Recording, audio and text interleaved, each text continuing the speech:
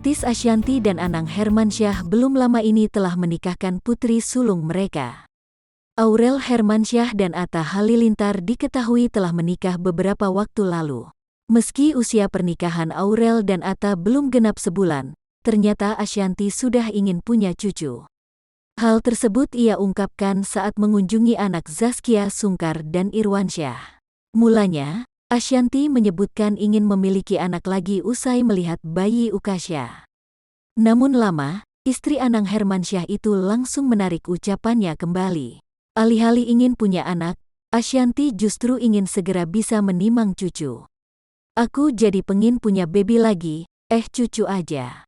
Nanti anaknya saingan sama cucu, ya kan? Ungkap Ashanty yang dikutip langsung dari kanal YouTube The Hermansyah A6. Kamis tanggal 29 April tahun 2021 lalu. Pasalnya melihat bayi mungil yang ada di gendongan Zaskia Sungkar membuat Ashanty gemas lantaran warna kulit sang bayi yang memerah. Ashanty bahkan sudah bisa mengira bahwa kelak putra pertama Zaskia dan Irwansyah itu akan memiliki warna putih yang cerah.